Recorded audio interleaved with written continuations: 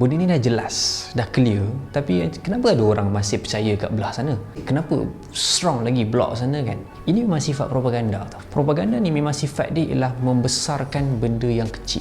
Buatkan benda yang kecil tu jadi kritikal macam diorang lah mangsa.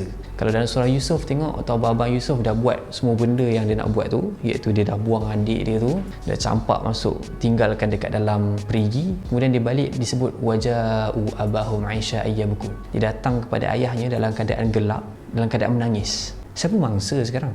Bukan dia mangsa, dia lah pemangsa. Tapi itu memang sifat propaganda. Dia cuba untuk memaksakan naratif untuk melihat mereka lah yang kelelahan, mereka lah mangsa sampai tunjuk batu ni lah orang campak lah. So benda tu telah menunjukkan sisi yang macam kita tak terfikir kenapa dia orang masih boleh menang naratif. Satu benda yang penting untuk kita ingat bahawasanya Allah sebut wala yahsabanna alladhina kafaru sabaqu.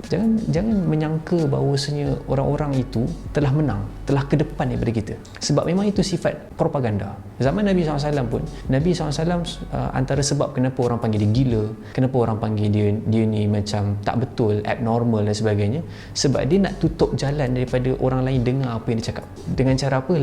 Label dengan istilah-istilah yang menyebabkan sekarang kalau istilah tu disebut, video kena ban. So setiap istilah itu dia akan labelkan supaya dia telah tutup ruang daripada orang rasa macam nak dengar, orang rasa nak bagi ruang kepada mereka sampaikan hujah, sebab dah ada label tu. Itu memang sifat propaganda. Dan kalau kita tengok apa yang dilakukan oleh mereka, dia ialah macam ibarat kita panggil Fir'aun moden lah. Dan Al-Quran sentiasa bercerita, bila Al-Quran kekalkan cerita-cerita lama tu sebenarnya ialah cerita yang sentiasa berulang sepanjang zaman. Dan salah satu bahagian ialah memang karakter ataupun memang dalam military punya gaya bagi Fir'aun ni ialah membunuh anak, tinggalkan ibu-ibu sebab nak bunuh roh atau membunuh semangat orang dengan cara macam tu, rasakan dia orang lemah, kemudian pecah-pecahkan mereka.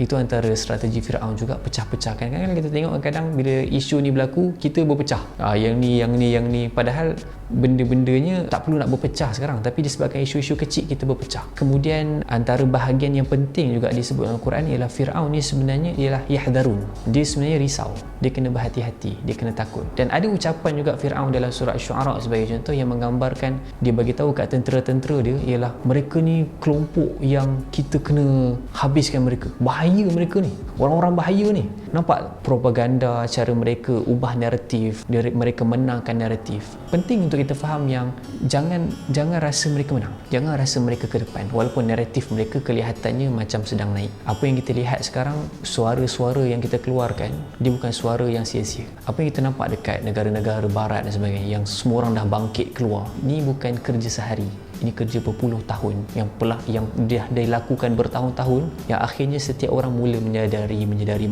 Dan memang ada orang yang akan buta, yang memang menutup dirinya daripada mengetahui tentang fakta. Tapi apa yang kita ada, kita sentiasa fokus apa yang kita boleh buat, suarakan, jangan diam, kedepankan. Dan memang itu sifat propaganda, dan jangan rasa lemah disebabkan propaganda orang.